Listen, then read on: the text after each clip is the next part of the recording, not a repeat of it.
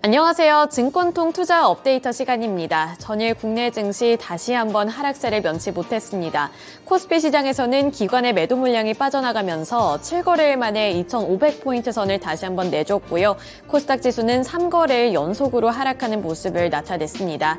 이 안에서 어떠한 종목들이 관심을 받았는지 오늘장 힌트도 함께 얻어보시죠. 먼저 코스피 시장부터 살펴보도록 하겠습니다. 코스피 시장에서 거래량을 가장 많이 기록했던 종목들 5가지를 골라왔습니다. 첫 번째로는 애경케미칼이 20.15% 급등하며 21,350원의 종가를 만들어냈고요. 2위를 보시면 화천기계가 30%로 상한가를 꽉 채워냈습니다. 종가는 3,575원에 거래를 마치는 모습이 나타났는데요. 그 아래로 보시면 대한제당은 9%대로 조정을 받았습니다. 9.03% 하락한 3,830원을 기록을 했는데 우선은 하락했던 대한제당부터 살펴보도록 하겠습니다. 대한제당은 외국인과 기관의 동반 순매도세가 나타나고 있는 종목인데요. 외국인이 이틀 연속으로 매도를 하고 있고요. 기관도 역시나 3거래일 연속으로 매도를 하고 있는 종목입니다. 최근에 대한제당의 주가가 급등을 했었는데 국제 설탕 가격이 급등을 하고 있고 11년 6개월 만에 최고치를 기록했다는 소식에 이어서 흑해 곡물 협정에 대한 불확실성이 부각되며 반사수혜를 누릴 것이라는 기대감에 주가가 큰 폭으로 오른 바 있었는데요. 하지만 전일 시장에서는 그동안 올랐던 상승분을 반납을 하면서 9%대 하락률로 장을 마쳤습니다. 또 그 아래로 보시면 큐로가 11.49% 오르는 모습으로 장을 마쳤고요. 마지막으로 웰바이오텍이 22.51% 강세 흐름으로 장을 마쳤습니다. 여기서 애경케미칼, 화천기계, 그리고 웰바이오텍은 특징주 가서 이슈를 더 자세하게 분석해 드릴 텐데요. 지금 바로 특징주로 넘어가 보시죠. 네, 첫 번째 특징주로 애경케미칼부터 살펴보도록 하겠습니다. 애경케미칼은 개인 투자자들과 기관의 매수세가 유입이 된 종목인데요. 특히나 기관은 6거래일 만에 매수 전환을 하면서 애경케미칼의 주가를 큰 폭으로 끌어올렸습니다. 종가는 21,000원 선까지 올라가며 21,350원을 기록했는데요. 나트륨 2차 전지용 음극 소재 생산 시설이 부각되면서 주가가 두 자릿수대 상승률을 나타냈습니다. 중국이 나트륨 이온을 활용을 해서 원가를 대폭 낮춘 가성비 배터리의 개발에 나섰다고 밝혔는데요. 이 전 세계 전기차용 배터리 1위 기업인 중국 CATL이 중국의 체리 자동차에 나트륨 이온 배터리를 납품하기로 했다고 전해졌습니다. 중국의 가성비 강자인 리튬 인산철 LFP 배터리에서도 우위를 기록을 하고 있는데 매장량이 풍부하고 비교적 저렴한 나트륨 배터리까지도 부각이 되는 모습이 나타나면서 시장에서는 이 관련 종목들이 또 부각을 받았는데요. 이렇게 최근 시장에서는 리튬 LFP, 히토류, 그리고 페라이트에 이어서 이제는 나트륨 이온 배터리까지 이런 소재 기업들이 계속해서 주목을 받고 있다는 점도 시장의 특징으로 잡아볼 수가 있습니다. 이렇게 어떻게 하면 더 효율적이고 가성비 좋은 배터리를 만들어낼 수 있을까 고민이 끊이질 않고 있는 가운데 이 CATL이 나트륨 이온 배터리를 개발한다는 소식 하에 애경케미칼의 사업까지 부각을 받았는데요. 애경케미칼은 나트륨 2차 전지용 소재 등에 사용이 되고 있는 2차 전지 음극 소재를 생산하는 기업으로 부각을 받으며 20% 넘게 급등을 했습니다. 네, 넘어가서 다음 키워드 살펴보도록 하겠습니다. 자동차 부품 관련 종목들이 현대차의 모멘텀이 지속이 되면서 전일 시장에서도 강세 흐름을 나타내는데요. 대표적으로 화천기계와 웰바이오텍이 있습니다. 우선 화천기계부터 살펴보도록 할 텐데요. 앞서서 살펴드렸다시피 30%로 상한가를 꽉 채워내면서 거래를 마쳤습니다. 개인 투자자들만이 매수를 했지만 주가는 굉장히 강한 흐름을 나타냈는데요. 화천기계는 공작기계 제조업체입니다. 이 현대차 그룹이 들고 왔던 호재 소식에 영향을 받아서 급등을 했다고 제가 짚어드렸는데 현대차가 지난달 26일 사상 최대 실적을 기록한 데 이어서 울산에 전기차 신공장을 짓는다고 밝혔고요. 이에 따라서 내수 공급망이 확보될 것이라는 전망이 긍정적인 재료로 작용이 됐습니다. 또 여기에 이어서 전날 추경호 경제부총리의 전기차 업계에 대한 파격적인 세제 혜택 지원 발언으로 인해서 자동차 부품 관련 종목들이 강세를 나타냈는데요. 화천기계 관계자는 내부적으로 봤을 때 특별한 이슈는 없다고 밝혔지만 업계 분석가들과 투자자들은 화천기계가 생산하고 있는 공작기계가 자동차 부품을 비롯해서 조선 그리고 일반 기계 산업 분야 전반에 걸쳐서 사용되고 있고 완성차 등 전방 산업 실적에 영향을 크게 받고 있다는 점에 주목을 했습니다. 따라서 전일 시장에서 자동차 부품주들이 대체로 상승을 한 가운데 화천기계도 이러한 테마에 엮이면서 30% 오르는 모습이 나타났고요. 여기에 이어서 화천기계 관계자는 지난해 부각이 됐던 경영권 분쟁 이슈는 일단락된 상황이라고 덧붙였습니다. 네, 이어서 다음으로 웰바이오텍 살펴보도록 할 텐데요. 웰바이오텍은 기관이 무려 13거래일 만에 매수세로 전환을 했습니다. 하지만 물량이 크지는 않았고요. 관망적인 태도가 더 강했다고 풀이를 해볼 수 있는데요. 이 웰바이오텍은 전기차 충전소 관련주 이렇게 알려져 있기도 합니다. 웰바이오텍은 사업이 다각화되어 있기 때문에 투자자분들 입장에서는 굉장히 헷갈리실 수도 있을 것 같은데요. 우선 이 사업 분야에 대해서 잠시 언급을 해드리자면 피혁 제품 제조업체로 시작을 해서 점차 분야를 넓혀갔습니다. 현재는 리테일과 복합 운송에서 제약바이오까지 뻗어나간 기업인데요. 이번 시장 흐름에서 가장 중요했던 것은 웰바이오텍이 전기차 충전소 관련주로 엮이기도 했다는 점입니다. 직접적으로 발을 담고 있지 않은데 왜 전기차 충전소를 엮일까 궁금하실 것 같아서 제가 찾아봤더니 이 웰바이오텍의 협력사인 웰바이오텍 EVC가 전기차 충전소를 제공하는 사업을 영위하고 있다는 점이 밝혀졌습니다. 이 협력사인 웰바이오텍 EVC는 환경부에서 보조금 50%를 지원하고 있는 사업에 최종 선정이 됐는데요. 이에 따른 수혜 기대감이 유입이 되면서 웰바이오텍의 주가도 22% 넘게 급등을 한 거죠. 이 전북 김제시의 총 25개소에 총 81대의 충전소를 설치할 전망이고 전기차 사용 비중이 앞으로 확대될 것으로 기대되고 있는데 현대차가 전기차 공장을 다시 한번 설립하는 소식까지 부각을 받으면서 웰바이오텍의 주가도 큰 폭으로 올랐습니다. 네, 넘어가서 코스닥 시장 살펴보도록 하겠습니다.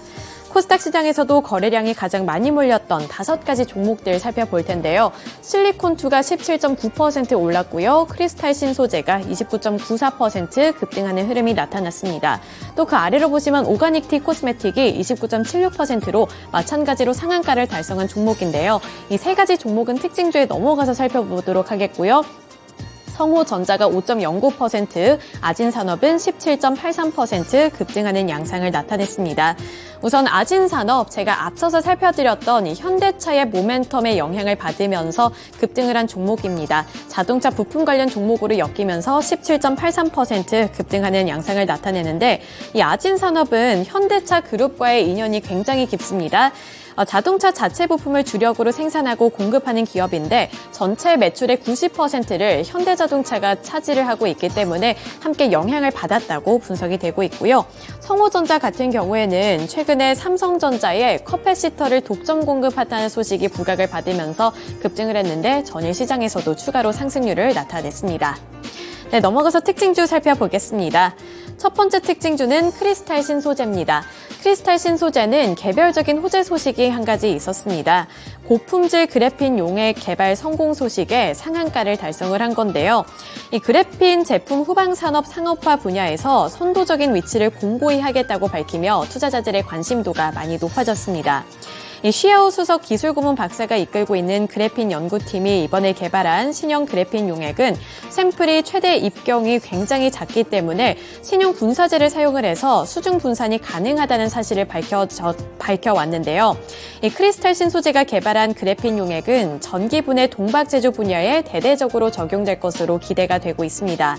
현재 내구성이 강한 코팅과 동력 배터리, 열전도 자재 등 다양한 분야에서 활용이 되고 있는 만큼 앞으로의 전망이 더 밝다는 평가와 함께 주가가 29.94%로 상한가를 달성하며 2,105원의 종가를 만들어냈고요. 외국인의 소진율 또한 31% 넘게 포착이 되고 있습니다. 네, 다음 키워드 살펴보겠습니다. 그 다음으로 볼 특징주는 화장품 관련 종목들입니다.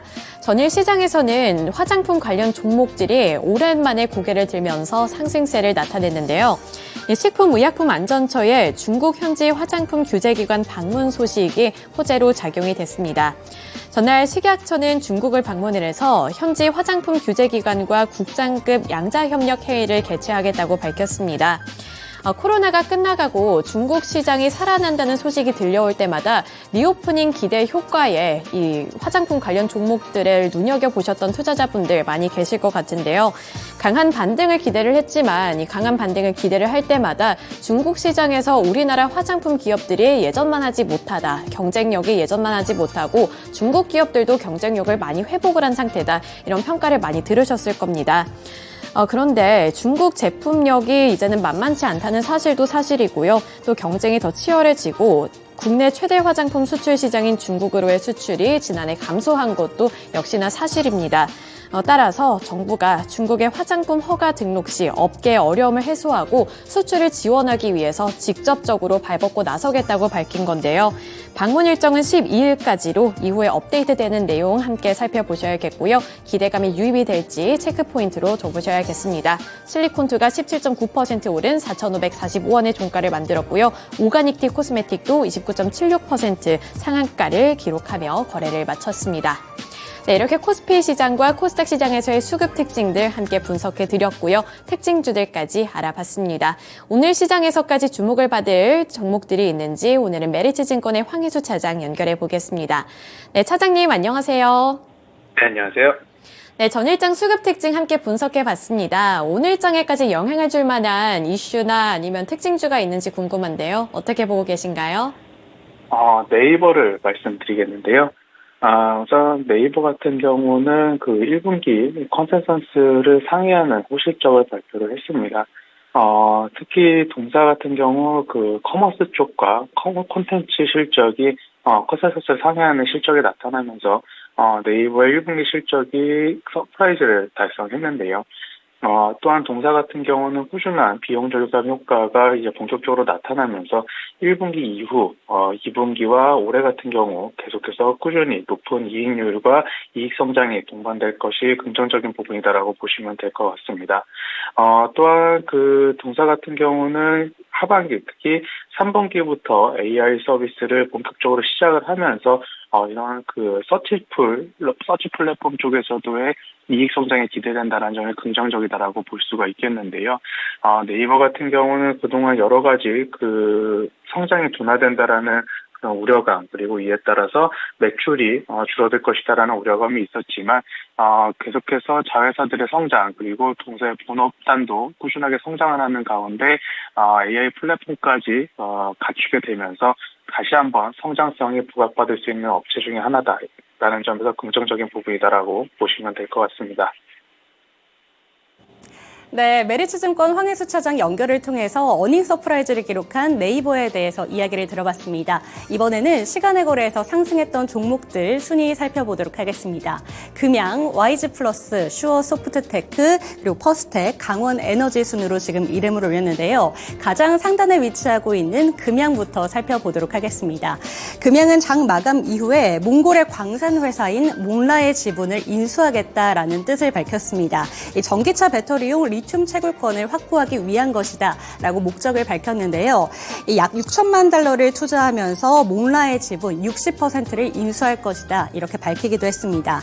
네, 몽라의 인수가 예정대로 진행됐을 경우에 실적이 좋아질 것이다라는 기대감이 유입되면서 어제 시간외에서 상한가로 거래를 마쳤는데요. 지금 금양뿐만 아니라 지금 시간의 거래에서는 강원에너지도 상승하면서 거래를 마쳤고요. 뿐만 아니라 어반 리튬, 하이드로 리튬, 포스코 엠텍까지 시간의 거래에서 3%대 강세를 보였습니다.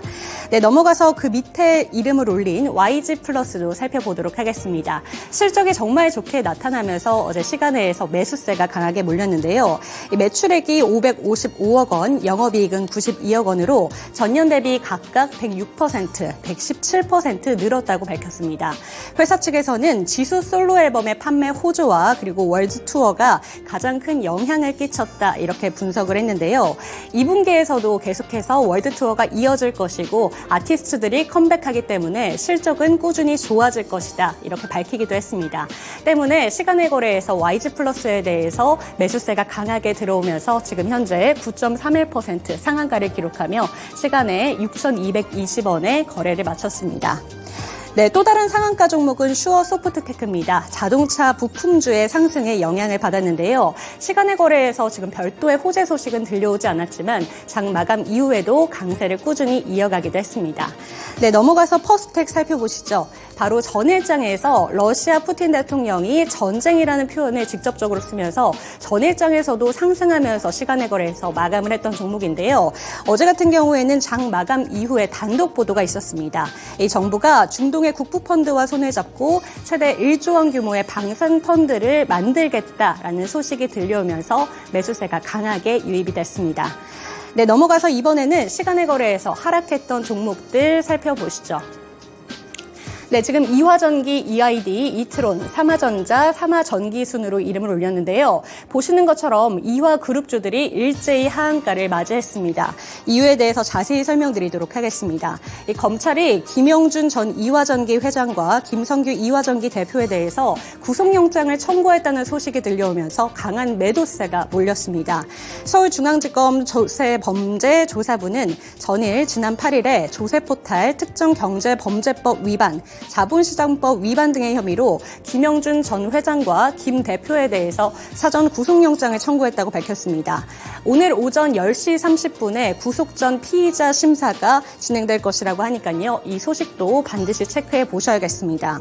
네, 한국거래소는 10일 오후에 이화그룹 계열사인 이트론과 이화전기, EID의 전 현직 임원들의 배임 혐의에 대해서 공시를 요구했습니다. 그리고 지금 현재는 거래가 정지된 상태라는 점까지 체크해 보셔야겠습니다. 네, 기한은 오늘 오후 6시까지고요. 네, 이화그룹주들 모두 본장의 약세에 이어서 시간에서 하한가를 맞이했습니다. 네, 그 밑으로는 이제 삼화전자와 삼화전기가 지금 이름을 올렸는데요. 모두 3%대 약세를 기록했습니다. 시간의 거래에서 특별한 악재 소식은 들려오지 않았는데 최근에 이 페라이트 관련주들이 급등락을 보이기도 했습니다. 따라서 어제는 삼화전기가 3%대 강세로 마감을 했는데요. 시간의 거래에서는 두 종목 모두 3%대 약세로 거래를 마쳤습니다. 네, 이렇게 시간의 거래에서 하락했던 종목들까지 살펴봤습니다. 다시 한번 연결을 해보도록 하겠습니다. 네, 차장님 안녕하세요. 네, 안녕하세요. 네, 시간의 거래에서도 살펴볼 만한 특징주 있는지 얘기해 주시죠. YG 플러스를 말씀을 드리겠는데요. 앞서 YG 플러스는 말씀해 주신 대로 1분기 어닝 서프라이즈를 달성하면서 시간의 거래에서 강한 모습을 보여줬습니다. 동사 같은 경우는 YG 엔터와 하이브의 그 아티스트들의 그 국내 및 해외 음원이나 MD 상품들을 판매하고 있는, 운영을 대행하고 있는 업체인데요. 동사 같은 경우에는 1분기에 블랙핑크 관련된 그런 음반 판매, 그리고 MD 판매, 또한 하이브의 뉴진스 관련된 음반과 MD 판매가 급증하면서 1분기 실적을 달성했다라고 보시면 될 것 같습니다. 하반기에는 여전히 1분기 이외에 하반기에도 관련된 소속사들의 그 아티스트들에 관련된 상품들의 판매가 굉장히 큰 폭으로 늘어날 가능성이 높다라는 점에서 YG 플러스는 매분기 실적 성장이 나타날 가능성이 높다라는 점을 보시면 될 것 같고요. YG 플러스 같은 경우에는 YG 엔터뿐만 아니라 하이브도 지분 투자를 한 회사이기 때문에 이런 그 유통시장, 엔터 쪽의 유통시장이 성장하면서 가장 큰 수혜를 볼 수 있는 업체다, 이렇게 보시면 될 것 같습니다. 네, 황혜수 차장 연결을 통해서 특징주로 YG 플러스에 대한 이야기까지 들어봤습니다. 네, 오늘도 좋은 말씀 감사합니다. 감사합니다. 네, 최근에는 엔터주들의 주가 탄력도가 굉장히 눈에 띄는 모습입니다. 어제 수급 특징주로는 어제 YG 플러스에 대해서 황혜수 차장께서 뽑아주셨는데요. 이 점까지 참고하시면서 오늘도 성공 투자하시기를 기원하겠습니다. 네, 간밤에는 미국의 CPI가 발표가 됐습니다. 이 CPI의 영향이 우리나라 증시에 어떻게 발표가 될지 눈여겨보시면서 오늘도 성공 투자 포인트 잡아보시길 바라겠고요. 지금까지 증권통 투자 업데이터 시간이었습니다.